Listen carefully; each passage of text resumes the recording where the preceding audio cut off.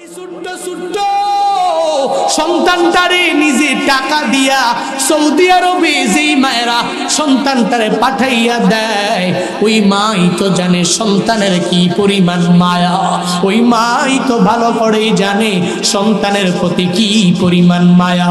কারণ জানে সন্তানটা আমার কুলের মধ্যে লালিত পালিত হয়ে যাবে, এই সন্তানটাকে জোর করে আমি প্রবাসের মধ্যে পাঠাইলাম। হে বান্দা, ওই মায়ের মনের মধ্যে এর পরেও তো তুমি কষ্ট দিতে দেরি করো না। বাহিরে যাইয়া মনে করো আমি অনেক টাকাওয়ালা হয়ে গেলাম, সন্তান ভালো, কিন্তু সন্তান যে একটা বউ আনলো, বউটা দাজ্জাল মার্কা। কেমন জানেননি?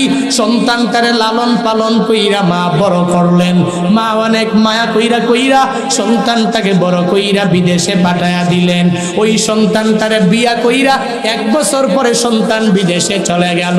এখন মা বাবা বাংলাদেশের জমিনের মধ্যে আরামেও ঘুমাইতে পারে না, আরামেও খাইতে পারে না। কত দাজ্জাল মার্কা ওই প্রবাসীর বউরা ওই মায়ের যেই পরিমাণ আঘাত দেয়, আছে না নাই? নাই। ও মনে করে এই ঘরের মধ্যে আমি তো সবচেয়ে বড় মালিক, এই ঘরের মধ্যে আমার জামাই বড় টাকাওয়ালা, এই ঘরের মধ্যে আমি সবার উপরে প্রেসার দিয়ে দিব। আমার কথা আমার দেবর শুনবে, আমার কথা আমার বাসুর শুনবে, আমার কথা আমার শাশুড়ি আম্মা শুনতে হবে, আমার কথা আমার শ্বশুর আব্বা শুনতে হবে। কারণ এর একমাত্র কারণ হলো সে তো মনে হয় আমার স্বামী বড় লোক, এর মানে আমিও বড় লোক, এই ঘরের মধ্যে কর্তৃত্ব চলবে আমার। হে সন্তানেরা, নিজের বউরে প্রায়োরিটি দিয়া ওই মায়ের মনে তুই আঘাত দিও না। কারণ মা তোরে অনেক মায়া করে করে করে বড় করলেন, গর্বে নিয়ে মাই বড় করলেন, দুনিয়াতে আসার পরে দুগ্ধপান মাটাই করাইলেন। আবার দুনিয়াতে আসার পরে মাটা আস্তে আস্তে তোরে বড় করলেন, তোর লালন পালনের দায়িত্ব ভার ওই মাটাই তো বান্দা পূর্ণাঙ্গ নিয়ে নিলেন। ছোট্ট সাহাবী মায়ের যাইয়া বলে না, হে মা আমার পেটের মধ্যে ক্ষুধা লেগে গেছে, মা তুমি খানা দাও। বরং মাকে 3 বার বলে, 3 বার মাকে মা বলে ডাকতে দেরি, মা বলে বুঝার বাকি নাই। হে সন্তান, তুমি আমার কাছে কি চাও? তবে আমি আমার ঘরের মধ্যে খানা নাই, তোমাকে খানা দিতে পারবো না, তবে একটা টিপ তোমাকে আমি দিয়া দিতে পারবো। যাও যাও আলামিনের দরবারে যাও, তোমার বাবাকে সঙ্গে নিয়া নবীর দরবারে মসজিদে নববীর মধ্যে যদি যাইয়া ওই নবীর সামনে যদি তুমি এক নজর দিয়া তাকাইয়া থাকো, আমার নবীর চেহারা মুবারকের দিকে তাকাইতে দেরি হয়ে যাবে, তোমার পেটের ক্ষুধা নিবারণ হতে দেরি হবে না। আল্লাহ নবীকে আমরে হাজের মারুফের সিগা দ্বারা আদেশ দিয়া জানায়া দে, নবী আমার উম্মত গুলোরে জানাইয়া দেন, আপনার উম্মত যদি আমি রবের ভালোবাসা নিয়ে চলতে চাই, আমি রবের প্রেম নিয়ে যদি চলতে চাই, আমি রবের ভালোবাসা নিয়ে যদি আগাইয়া যেতে চাই, তাহলে নবী আপনার ইত্তেবা ছাড়া আর কারো ইত্তেবা করতে পারবে না। নবী আপনার আদর্শ ছাড়া অন্য কোনো মানুষের আদর্শে আদর্শবান হতে পারবে না। নবী যদি আপনার ইত্তেবা যদি আপনার উম্মতেরা করতে পারে, আমি আল্লাহ মায়া করে 2টা প্রতিদান বান্দাগুলোরে দিয়া দিব। 1 নাম্বার, যদি আপনার উম্মতেরা নবী আপনার পূর্ণাঙ্গ ইত্তেবা যদি করতে পারে, অনুসরণ যদি করতে পারে, যদি আপনার অনুকরণ আপনার উম্মতেরা করতে পারে, আমি আল্লাহর ভালোবাসা পাওয়ার জন্য এই মানুষগুলো বড় পেরেশান হয়ে গেল, আমি আল্লাহর ভালোবাসা পাওয়ার জন্য এই মানুষগুলো বড় পাগল পারা হয়ে গেল, আমি আল্লাহর ভালোবাসা পাওয়ার জন্য নবী আপনার ইত্তেবাও তারা করা আরম্ভ করে দিল, আমি আল্লাহর ভালোবাসা পাওয়ার জন্য নবী আপনার অনুসরণ অনুকরণ আরম্ভ করে দিল। এই বান্দা এত কষ্ট করে করে নবী আপনার সুন্নতের উপরে আমল করার কারণে আমি আল্লাহ, এই বান্দা আমি আল্লাহকে ভালোবাসা লাগবে না, বরং আমি আল্লাহই বান্দাকে ভালোবাসবো। তবে যদি নবী আমার আপনার ইত্তেবা করে করে যদি আপনার উম্মতটা দুনিয়াতে চলতে পারে, এক নম্বরে আমি ভালোবাসবো, দুই নম্বরে কি বড় প্রতিদান নেই বান্দাগুলোরে দিয়া দিব। আপনার নবীকে যদি তারা আদর্শ বানাইয়া চলতে পারে, ওই নবীর আদর্শে যদি আমার বান্দারা আপনার উম্মতেরা যদি আদর্শবান হতে পারে, ওই নবীকে যদি ইত্তেবা করে দুনিয়ার মধ্যে চলতে পারে, কি ফায়দা হবে? এক নম্বরে তো আমি আল্লাহ বান্দাটাকে মায়া করব, এক নম্বরে এই বান্দাটাকে আমি আল্লাহ ভালোবাসবো, দুই নম্বরে এই বান্দা যে আপনার ইত্তেবা করার জন্য পাগল পারা হয়ে গেল, আপনার প্রেম অন্তরের মধ্যে নিয়ে বিভিন্ন ওয়াজ মাহফিলে যাইয়া নবীর ভালোবাসার কথা শুনিয়া চোখের পানি ফালাইয়া কান্না করলো, ওই নবীকে নিজের দিল দিয়া অন্তর দিয়া মোহাব্বত করলো। শুধু মোহাব্বত না, মোহাব্বতের পাশাপাশি নবীর সুন্নতের উপরেও আমল করলো। মৌখিকভাবে নবীর খাঁটি আশেক নিজেকে দাবি করলো না, বরং সুন্নতের আমলগুলো করিয়া নিজের আশেক বানাইলো। আল্লাহ বলেন, নবী আমার, আপনার উম্মতেরা যদি আপনার ইত্তেবা করে দুনিয়াতে চলতে পারে, এক নম্বরে ভালোবাসলাম, দুই নম্বরে এই বান্দার পুরা জিন্দেগিতে এমন কোনো গুনাহ নাই এই বান্দাটা দুনিয়াতে করলো না। আপনার সুন্নতের উপরে আমল করার কারণে, আপনাকে আদর্শ বানানোর কারণে, আপনাকে ইত্তেবা করার কারণে আমি আল্লাহ বান্দার ইহকালীন জিন্দেগির পূর্ববর্তী সব গুনাহ ক্ষমা করে দিব। আল্লাহ বলেন, দুইটা প্রতিদান দিলাম, এই দুইটা প্রতিদান নবীর ইত্তেবা করার মাধ্যমে তুই পাওয়া যাবা। দুইটা পুরস্কার দিলাম, এই দুইটা পুরস্কার নবীকে ইত্তেবা করার মাধ্যমে পাওয়া যাবা। এজন্যই তো বারংবার ইমামেরা, খতিবেরা, বক্তা সাহেবেরা বয়ান করে জানায়া দেয়, হে বান্দা, ওই নবীরে নিজের আদর্শ বানাও, ওই নবীর আদর্শের মালা নিজের গলার মধ্যে লাগাইয়া দাও। কারণ নবীর আদর্শের চেয়ে দামি কোনো আদর্শ দুনিয়াতে হতে পারে না। ওই নবীর আদর্শ মানলেই তুই আসমান আর জমিনের উপরে, আসমানের নিচে দামি হয়ে যেতে পারবা। আসমানের নিচে জমিনের উপরে নবীর আদর্শ মানলে ওয়ালা আদর্শবান ব্যক্তিরা, দুনিয়াতে সেলিব্রিটি যারা, উলামায়ে কেরামের মধ্যে যারা, এদের দিকে তাকাইয়া দেখ, এরা রবের কাছে অনেক বড় দামি আখিরাতে হয়ে যাবে। আবার দুনিয়াতে ওদের দাম বান্দা কোনো কম নাই, দুনিয়ার কোথাও এই বান্দাকে ঠেকানো হয় না। মাঝে মাঝে যদি দেখো উলামায়ে কেরামের উপরে, তাহলে নির্যাতন কেন? ইমামে আবু হানিফা তাহলে এত বড় ইমাম হওয়ার পরেও জেলখানার মধ্যে মরলো কেন? সবাই যদি এত সম্মানী হয়, তাহলে দুনিয়ার মানুষেরা তাকে সম্মান করে না কেন? এ বান্দা, এবার ওই হাদিসের মাধ্যমে নিজেরা যাই না যাও। উলামায়ে কেরাম যদি দেখো দুনিয়ার মধ্যে হয়রানির মধ্যে পড়ে যায়, পেরেশানির মধ্যে পড়ে যায়, কোনো মানুষের জেল হাজতের মধ্যে বন্দী হয়ে যায়, তখন বান্দা এই চিন্তা ভাবনা নিজের অন্তরের মধ্যে ঢুকাও, ওই নবীর হাদিস থেকে শিক্ষা নাও, যে হাদিসের মধ্যে মদিনাওয়ালা নবী জানায়া দিলেন, আর দুনিয়া সিজনুল মুমিন ওয়া জান্নাতুল কাফির। এই দুনিয়ার দিকে তাকায়া দেখ, দুনিয়াটা কাফেরদের জন্য বালাখানা, আর জান্নাত কার জন্য? জান্নাত কার জন্য? বলে কাফের, মুশরিক, বেঈমানদের জন্য। মুমিনের জন্য এই সিজনুল মুমিন, মুমিনদের জন্য জেলখানা। এই মুসলমান বান্দা যখনই হকের কথা বলতে যাইয়া নবীর গুণে গুণান্বিত হয়ে যাবে। আবার কত বান্দা হকের কথা বলতে যাইয়া বিপদে পড়ার পরে তার পক্ষে গুণগান গাওয়ার কারণে অনেক বান্দা বিপদের মধ্যে পড়ে যায়, মুসিবতের মধ্যে পড়ে যায়। একজনের সরাসরি হক কথা বলার কারণে বিপদে পড়লো, আর একজনে নিজে বলে নাই, কিন্তু হক কথা যে বলছে তাকে সাপোর্ট দেওয়ার কারণে জেলে চলে গেল।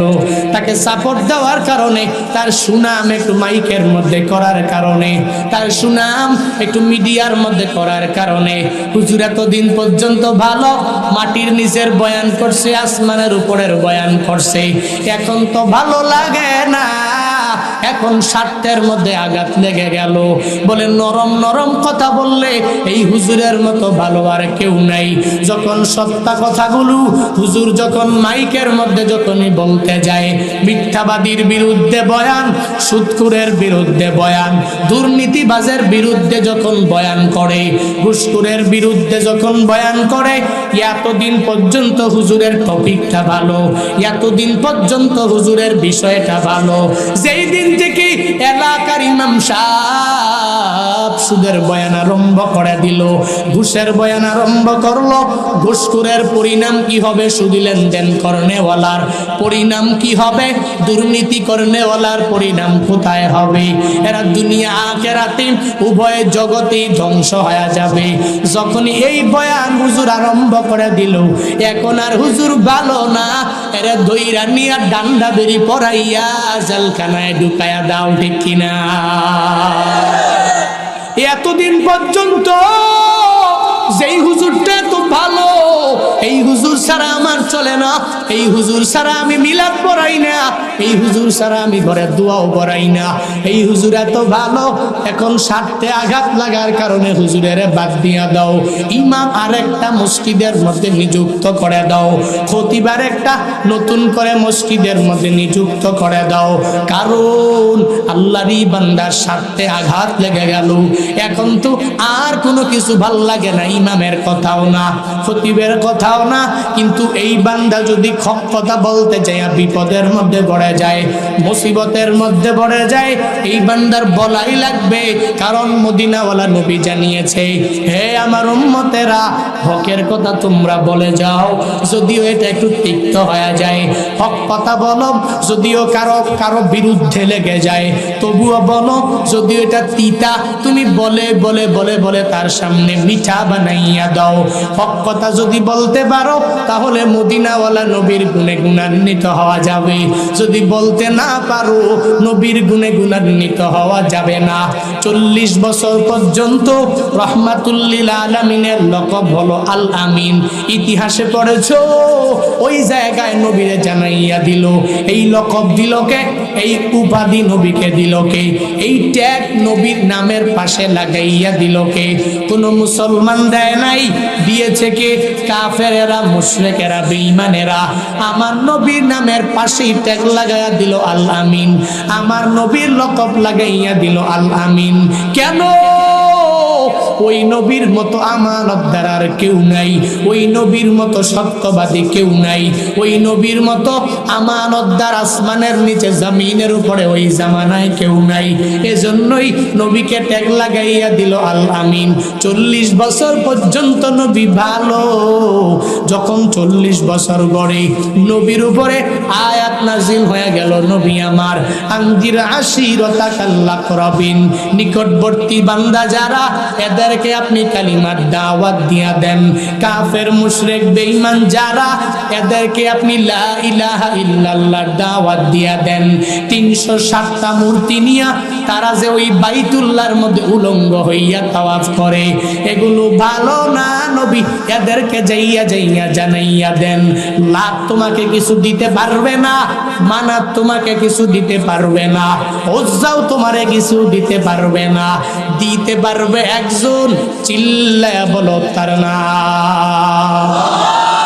রাহমাতুল্লিল আলামিন জানায়া দিলেন, হে কাফেরেরা, হে মুশরিকেরা, হে বেঈমানেরা, পড়ে নাও লা ইলাহা ইল্লাল্লাহ, আল্লাহ ছাড়া কোনো মাবুদ নাই, আল্লাহ ছাড়া কোনো মাশুক নাই, আল্লাহ ছাড়া ইবাদত পাওয়ার যোগ্য আর কেউ নাই।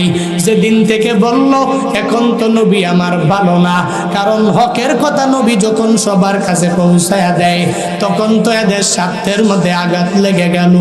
মূর্তি পূজা করার ক্ষেত্রে নবী আমার বলেন, না না, মূর্তি পূজা করা যাবে না। তখন স্বার্থের মধ্যে আঘাত চলে আসলো। যদিও আঘাত লেগেছে, তবুও নবী হকের কথা বলতে যাইয়া পিছনে গেছেনি। বলেন, নবী পিছনে যায় নাই, বরং হক কথা বলেছে। যদিও এটা তিক্ত হয়ে যায়, নবীর সুন্নতের যেই বান্দা আসে, ওই বান্দা সর্বাবস্থায় নবীর গুণে গুণান্বিত হবে, ওই নবীকে ইত্তেবা করবে, ওই নবীকে নিজের আদর্শ বানাবে, ওই নবীর আদর্শে নিজেও আদর্শবান হয়ে যাবে। যদি হতে পারে তাহলে এই বান্দা রবের কাছেও দামি হয়ে যাবে, রবের কাছে অনেক বড় সম্মানী হয়ে যাবে। এই বান্দার দুনিয়াতেও কল্যাণকামীদের অন্তর্ভুক্ত হয়ে যাবে। যদি দেখো দুনিয়াতে কিছু সময়ের জন্য সময় বড় খারাপ, কিন্তু মনে রাখবা এই সময় খারাপ বেশি দিন পর্যন্ত বান্দা থাকবে না, বরং একটা প্রতিদান রবের কাছে অবশ্যই অবশ্যই বান্দার জন্য রইল। আল্লাহ বলেন ওই নবীকে ইত্তেবা করে নাও, নবীর ইত্তেবা করলে দুইটা প্রতিদান পেয়ে যাবা। এক নম্বরে আমি আল্লাহ তোমাকে ভালোবাসবো, দুই নম্বরে জিন্দেগীর গুনাহগুলোকে ক্ষমা কইরা দিয়া দিব। হে বাঞ্ছারামপুরের মুসলমানেরা, ওই নবীর ইত্তেবা যদি করতে চাও তাহলে নবীর আদর্শের মধ্যে বান্দা কোনো মিথ্যা নাই। তুমি নবীকে যদি নিজের অনুসারী যদি নবীর হতে চাও, নবীর একজন খাঁটি ফলোয়ার যদি নিজের বানাইতে চাও, জিন্দেগিতে মিথ্যা বলা যাবে না। নবীর ইত্তেবা করতে হলে ওয়াদা করে ওয়াদা খিলাফ করা যাবে না। নবীকে ইত্তেবা করতে হলে আমানত রাখলে খিয়ানত করা যাবে না। নবীকে ইত্তেবা করতে হলে চুগলখড়ি করা যাবে না। নবীকে ইত্তেবা করতে হলে বিটিএস এর ফ্যান হওয়া যাবে না। নবীকে ইত্তেবা করতে হলে অন্যায় অপরাধ করে যারা এদেরকে নিজের ফলোয়ার বানানো যাবে না।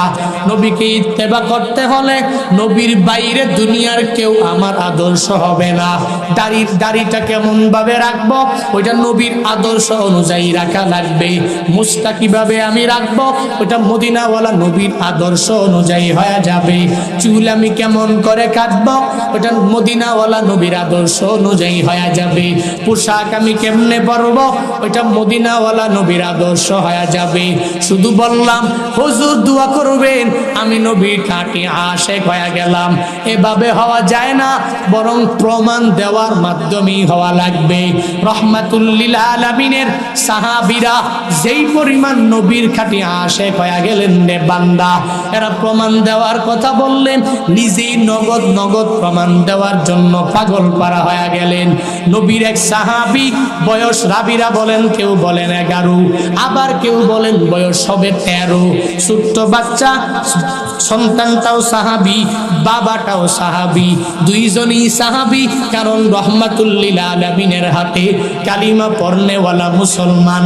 দুইজন সাহাবী, পেটের মধ্যে খানা নাই, ঘরের মধ্যেও খানা নাই, পেটের ক্ষুধার যন্ত্রণা সহ্য করতে পারে না। ছোট্ট ছোট্ট বাচ্চারা যখনই সারাদিন খেলার মাঠের মধ্যে দৌড়ায়, পেটের মধ্যে যখনই ক্ষুধা লেগে যায়, মায়ের কাছে দৌড়াইয়া যায় কি যায় না বলেন? মায়ের কাছে যায়, আর মায়ের কাছে যাইয়া মায়ের ডাইকা জানা দেয়, ও মা পেটের মধ্যে বড় ক্ষুধা লেগে গেল, ও মা তুমি আমার পেটের ক্ষুধা নিবারণ করার জন্য আমারে খানা দাও, আমি খানা খাইয়া পেটের ক্ষুধা নিবারণ করব। তবে মায়ের কাছে যাইয়া সন্তান স্পষ্টভাবে বলা লাগে না, বরং মায়ের কাছে যাইয়া এই সন্তানটা যখন মারে ডাক দিয়া জানায়া দেয়, হে মা তুমি আমাকে বলো না, আমার মনে মনে কি চাই তুমি আমায় বলো। দেখবা মা টপ টপ করে ঠাস ঠাস করে বলে দিবে সন্তানের মনের মধ্যে কি চলতেছে। ছোট্ট সাহাবীটা পেটের ক্ষুধা নিয়ে মায়ের দিকে দৌড়ায়, যা বলে ও মা। একবার যখন মারে ডাক দিয়া দিল, দুইবার মাকে ডাক দিয়া দিল, তিনবার যখন মাকে মা বলে ডাক দিয়া দিল, মা বলে রে সন্তান আমার, তুই আমি মায়ের তিনবার যে মা বলে ডাক দিয়া দিলা, আমি মায়ের আর জানার বুঝার বাকি নাই। তুমি আমার কাছে কি চাও আমার জানার বাকি নাই। আমি বুঝে গেলাম তোর পেটের মধ্যে ক্ষুধা, আমি জেনে গেলাম, কারণ আমি জানি আমার ঘরের মধ্যে খানা নাই, পেটের ক্ষুধার যন্ত্রণা তুই সহ্য করতে পারো না। তবে আমি জানি তুই যতই আমি মাকে মা বলে ডাক দাও, আমি মাকে যতই মা বলে চোখের পানি ফালাও, আমি আমার ঘরের মধ্যে খানা দিতে পারবো না, কারণ আমার ঘরের মধ্যে খানা নাই। মা জানে কেমনে, কারণ সন্তান মাকে মা বলে ডাকতে দিরি। তুমি কি চাও ওইটা মা পূর্ণাঙ্গভাবে জেনে যায় রে বান্দা। কত মায়েরা বাবারে নিয়ে যখন ঘুমাইয়া গেল, রাত 12টা 1টা বেজে গেল, হঠাৎ করে মা চোখের পানি ফালাইয়া, গভীর রাত 1টা বাজে মা চোখের পানি ফালাইয়া কান্দে। পাশে স্বামীটা বলে, হে স্ত্রী আমার, তুমি কেন কান্না করো বুঝলাম না। বলে, কান্না করি কারণ জানেননি, ছোট্ট বাচ্চাটাকে 21 বছর বয়সে আমি প্রবাসের মধ্যে পাঠাইলাম। ওই প্রবাসে থাকে, কি হালাতে আছে আমি মা জানি না। তবে আমি একটু আগে স্বপ্নের মধ্যে ঘুরিয়া আমি মা কি যেন দেখতে পেলাম, আমার এই সন্তানটা কি যেন একটা বড় আঘাত পাওয়া গেল। স্বামী বলে, তুমি কেমনে দেখছো? মনে হয় এই স্বপ্ন তোমারে অন্য কেউ দেখাইছে। না, আমার সন্তান মনে হয় অনেক ভালো আছে। ফজরের পরে হঠাৎ করে মায়ের ফোনের মধ্যে ইমুতে কল চলে আসলো। সন্তানের পাশে থেকে একজন সন্তানের পাশের বন্ধু জানায়া দেয়, এ সন্তানের মা, আপনার সন্তান হঠাৎ করে স্ট্রোক করে হঠাৎ করে জমিনে পড়ে গেল। আমরা দরিয়া হসপিটালের বেডে নিয়ে গেলাম। বলে, কয়টা বাজে? বলে, রাত 12টা বাংলাদেশের সময়ে। বলে, আমি মাতে ওই সময় স্বপ্নে দেখলাম আমার এই সন্তানটার এই করুণ পরিস্থিতি। স্বপ্নটাও ফলে গেল, আমার এই সন্তানটা কি হালাতে আছে আমি জেনে গেলাম। ওইটা মাই বুঝে, দুনিয়ার কোনো বান্দা বুঝবে না। ওইটা মাই জানে, দুনিয়ার কোনো মানুষ বান্দা জানে না। ওই ছোট্ট সন্তানটারে নিজে টাকা দিয়া সৌদি আরবে যেই মায়েরা সন্তানটারে পাঠাইয়া দেয়, ওই মাই তো জানে সন্তানের কি পরিমাণ মায়া। ওই মাই তো ভালো করেই জানে সন্তানের প্রতি কি পরিমাণ মায়া, কারণ জানে সন্তানটা আমার কুলের মধ্যে লালিত পালিত হয়ে যাবে। এই সন্তানটাকে জোর করে আমি প্রবাসের মধ্যে পাঠাইলাম। এ বান্দা, ওই মায়ের মনের মধ্যে এর পরেও তো তুমি কষ্ট দিতে দেরি করো না। বাহিরে যাইয়া মনে করো আমি অনেক টাকাওয়ালা হয়ে গেলাম, সন্তান ভালো, কিন্তু সন্তান যে একটা বউ আনলো, বউটা দাজ্জাল মার্কা। কেমন জানেননি? সন্তানটারে লালন পালন কইরা মা বড় করলেন। মা অনেক মায়া কইরা সন্তানটাকে বড় কইরা বিদেশে পাঠায়া দিলেন। ওই সন্তানটারে বিয়া কইরা 1 বছর পরে সন্তান বিদেশে চলে গেল। এখন মা বাবা বাংলাদেশের জমিনের মধ্যে আরামেও ঘুমাইতে পারে না, আরামেও খাইতে পারে না। কত দাজ্জাল মার্কা ওই প্রবাসীর বউরা ওই মায়ের যেই পরিমাণ আঘাত দেয়, আছে না নাই? ও মনে করে এই ঘরের মধ্যে আমি তো সবচেয়ে বড় মালিক, এই ঘরের মধ্যে আমার জামাই বড় টাকাওয়ালা, এই ঘরের মধ্যে আমি সবার উপরে প্রেসার দিয়ে দিব। আমার কথা আমার দেবর শুনবে, আমার কথা আমার বাসুর শুনবে, আমার কথা আমার শাশুড়ি আম্মা শুনতে হবে, আমার কথা আমার শ্বশুর আব্বা শুনতে হবে। কারণ এর একমাত্র কারণ হলো সে তো মনে হয় আমার স্বামী বড় লোক, এর মানে আমিও বড় লোক, এই ঘরের মধ্যে কর্তৃত্ব চলবে আমার। হে সন্তানেরা, নিজের বউরে প্রায়োরিটি দিয়া ওই মায়ের মনে তুই আঘাত দিও না, কারণ মা তোরে অনেক মায়া করে বড় করলেন, গর্বে নিয়ে মাই বড় করলেন। দুনিয়াতে আসার পরে দুগ্ধপান মাটাই করাইলেন, আবার দুনিয়াতে আসার পরে মাটা আস্তে আস্তে তোরে বড় করলেন। তোর লালন পালনের দায়িত্ব ভার ওই মাটাই তো বান্দা পূর্ণাঙ্গ নিয়ে নিলেন। ছোট্ট সাহাবী মায়ের যাইয়া বলে না, হে মা, আমার পেটের মধ্যে ক্ষুধা লেগে গেছে, মা তুমি খানা দাও। বরং মাকে 3 বার বলে, 3 বার মাকে মা বলে ডাকতে দেরি। মা বলে, বুঝার বাকি নাই, হে সন্তান তুমি আমার কাছে কি চাও? তবে আমি আমার ঘরের মধ্যে খানা নাই, তোমাকে খানা দিতে পারবো না, তবে একটা টিপ তোমাকে আমি দিয়া দিতে পারবো। যাও আলামিনের দরবারে যাও, তোমার বাবাকে সঙ্গে নিয়া নবীর দরবারে মসজিদে নববীর মধ্যে যদি যাইয়া ওই নবীর সামনে যদি তুমি এক নজর দিয়া তাকাইয়া থাকো, আমার নবীর চেহারা মুবারকের দিকে তাকাইতে দেরি হয়ে যাবে, তোমার পেটের ক্ষুধা নিবারণ হতে দেরি হবে না। ছোট্ট সাহাবী ডেকে বলে, হে মা, আমি নবীর কাছে যাব, কোনো অসুবিধা নাই, তবে আমায় বলো আমার বাবায় কই, বাবারে নিয়ে আমি যাব। একটু পরেই পেছন দিক দিয়া ছোট্ট সাহাবীর বাবাটা আইসা বলে, হে ছোট্ট সাহাবী, আমার সন্তান, আয় আয় আয়, তোকে নিয়া আমি মসজিদে নববীতে রহমাতুল লিল আলামিনের সামনে হাজির হয়ে যাব। বাবা সন্তানটাকে আঙ্গুলের মধ্যে নিয়া যখন মসজিদে নববী হাজির হয়ে গেলেন, ইতিমধ্যেই নবী আমার বয়ান আরম্ভ করে দিলেন। প্রথম কাতার পূর্ণ হয়ে গেল, দ্বিতীয় কাতারটাও পূর্ণ হয়ে গেল, তৃতীয় কাতারটাও পূর্ণ হয়ে গেল। অনেক দূর সন্তান আর বাবাটা জায়গা পেয়ে গেল।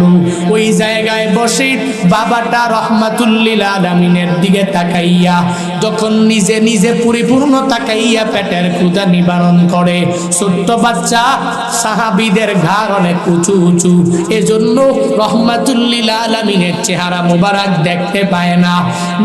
নবীর চেহারা মুবারক যখন দেখতে পায় না, জানাইয়া দেয়, বাবা আমার, আমি নবীর চেহারা মুবারক দেখার জন্য মসজিদে নববীর মধ্যে চলে আসলাম, কিন্তু সামনে এই সাহাবীদের ঘাড় অনেক উঁচু উঁচু উঁচু উঁচু হওয়ার কারণে আমি নবীর চেহারা মুবারক দেখতে পাই না। তবে বাবা, তুমি যদি তোমার কুলের মধ্যে যদি আমারে নিয়ে লও, তোমার কুলের মধ্যে বইসা আমার ঘাটটা অনেক উঁচু হয়ে যাবে। যখন আমি রহমাতুল লিল আলামিনের চেহারা মুবারকের দিকে তোমার কুলে বইসা এক নজর দিয়া যখন আমি তাকাইয়া থাকবো, আমার পেটের ক্ষুধা অটোমেটিক্যালি নিবারণ হয়ে যাবে। ছোট্ট সাহাবীটা বাবাকে এই কথা বলার পরে বাবা জানায় দেয়, আয় আয় আয়, হে সন্তান, আয় আয়, তুই আমার কুলের মধ্যে চলে আয়। কুলের মধ্যে সন্তানটা বইসা রহমাতুল লিল আলামিনের চেহারা মুবারকের দিকে তাকায়া রইলেন। কিছুক্ষণ তাকানোর পর ছোট্ট সাহাবীটা পেটের মধ্যে জুড়ে জুড়ে জুড়ে জুড়ে থাপ্পড় মারে। আবার কিছুক্ষণ তাকানোর পরে ছোট্ট সাহাবীর চোখ দিয়ে বে টপ টপ করে পানিগুলো পড়ে। বাবা সন্তানের এই কার্যকলাপগুলো দেখিয়া জানাইয়া দেয়, হে আমার সন্তান,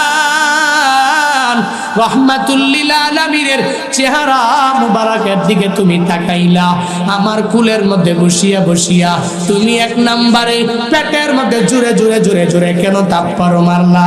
একটু পরে আবার কেন তুমি চোখের পানি ফালাইয়া কান্না করলা? এই জবাবগুলো তুমি আমারে দাও। এই কথা বলার পরে এই ছোট্ট বাচ্চা জানাইয়া দেয়, বাবা আমার, আমি আমার মায়ের টিপ নিয়ে যখন আপনার সাথে মসজিদে নববীর মধ্যে চলে আসলাম, আপনার কোলে বসিয়া যখন নবীর চেহারা মুবারকের দিকে এক নজর দিয়া আমি তাকাইয়া রইলাম, ওই নবীর চেহারা মুবারকের দিকে তাকাইতে দেরি হয়ে গেল বাবা। আমার মায়ের টিপ অনুযায়ী আমার পেটের ক্ষুধা নিবারণ হতে 1 সেকেন্ড দেরি হয় না। এজন্য ওই রহমাতুল লিল আলামিনের চেহারা মুবারকের দিকে তাকাইয়া পেটের ক্ষুধা যখন নিবারণ হয়ে গেল, আমি আমার পেটের মধ্যে জোরে জোরে জোরে জোরে থাপ্পড় মারলাম। বাবা এবার জিগায়, হে সন্তান, তাহলে চোখের পানি ফালাইয়া কান্না করলা কেন? বুঝলাম না। ছোট্ট বাচ্চাটা বাবাকে জানাইয়া দেয়, ও বাবা, ওই নবীর চেহারা মুবারকের দিকে আমি তাকাইলাম, পেটের ক্ষুধাটা পর্যন্ত নিবারণ হয়ে গেল। ওই নবীর চেহারা মুবারক এত সুন্দর, আমি আমার মায়ের জবান থেকে শুনলাম। ওই নবী তায়েফের জমিনে চলে গেলেন, ওই জায়গায় যাইয়া তায়েফবাসীদেরকে নবী যখন দাওয়াত দিয়া দিলেন, কালিমার দাওয়াত যখন এদের কাছে যখনই পৌঁছায়া দিলেন, আমি মায়ের জবান থেকে শুনেছি ওই নবীর চেহারা মুবারকের মধ্যে নাকি কাফের বেঈমানরা জোরে জোরে পাথর মেরে নবীকে রক্তাক্ত করেছে। ওই নবীর দেহ মুবারকের মধ্যে নাকি কাফের বেঈমানরা পাথর মেরে মেরে ওই নবীকে ওই তায়েফবাসীরা রক্তাক্ত করে ফেলেছে।